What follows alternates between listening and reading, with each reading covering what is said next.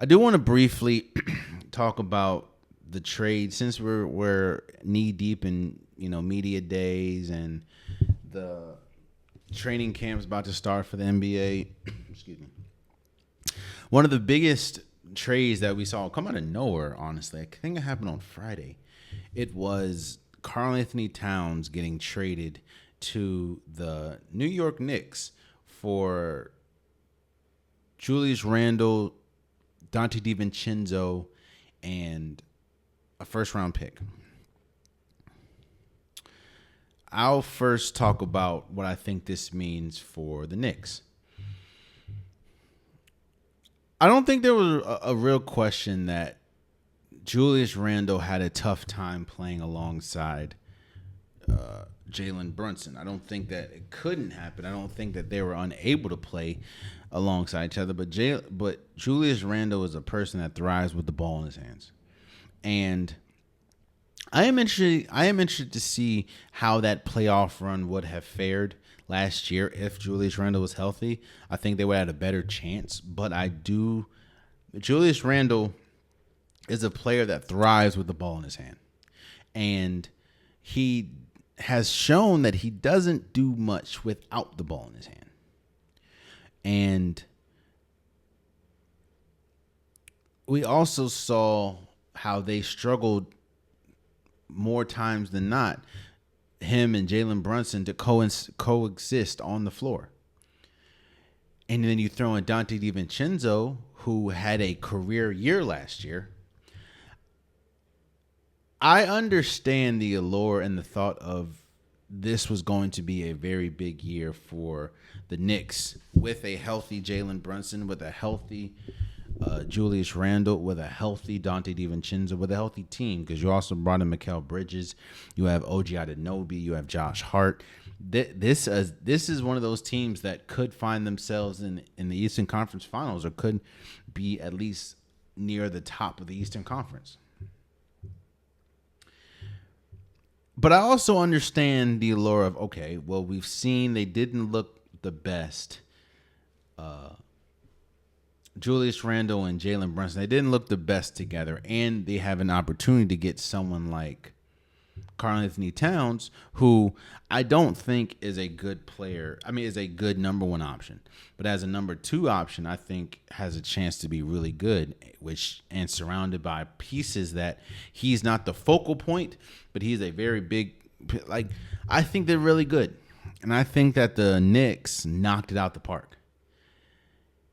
You don't like losing Dante DiVincenzo, especially seeing as though you're trying to create the Nova Knicks, and you saw he had a career year, especially shooting the ball last year.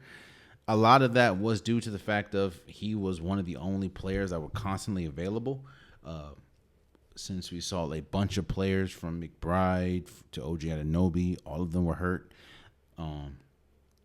So I think that getting Karl Anthony Towns is going to be big. And you pairing him alongside someone like Mikal Bridges, someone like Josh Hart, so Josh Hart doesn't have to constantly play. Well, I don't know, because Mitchell Robinson doesn't look like he'll be healthy anytime soon. So it looks like Karl Anthony Towns would have to play the 5, means Josh Hart might have to play the 4 again. You did lose Isaiah Hartenstein, but I do think that Karl Anthony Towns is a in a lot of terms is a step up from Isaiah Hartenstein. I think it was a home run get for the Knicks. Yeah, you had to give up a first round pick, but looking at where the Knicks are going to be, I think that the pick is going to be a high pick anyways. So now you have, I think, a really good number 2 option, a guy that one of the best, if not the best, shooting big man, self-proclaimed shooting big man ever. He had a 60-point game. Was it last year, 2 years ago? That Karl Anthony Towns can get a bucket, and he can play defense when he wants to. I am not happy with obviously what we saw in the playoffs when he went up against when he went up against the Dallas Mavericks, and how he had mismatched the whole series and didn't capitalize. But, who knows? It could be different. I don't understand this for the Timberwolves, though. It's like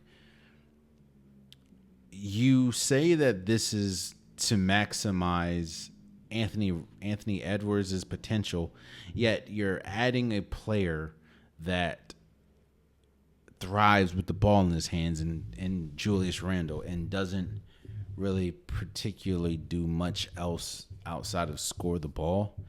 And then on top of that, I don't know how much minutes Dante DiVincenzo is going to get, especially when you have Jaden McDaniels, you have Mike Conley. I don't know where Dante DiVincenzo is going to fit in, especially when reports are saying he wasn't too happy with the whole Nova Knicks because he saw his minutes were going to diminish.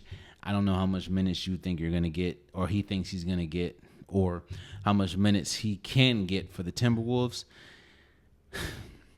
On top of that, the Timberwolves were just in the Western Conference Finals. I just don't.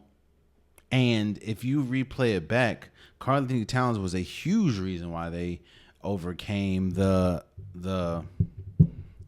Denver Nuggets. So I don't like the trade. Now I know Julius Randle can score. I know he can be a big piece, but that's, he's going to have to accept being a second option. And if he's able to do that, then I think it's going to be good. But I honestly think Karl-Anthony Towns at his best is better than Julius Randle. So I don't know. Especially if reports are coming out true that Karl-Anthony Towns didn't want to be traded.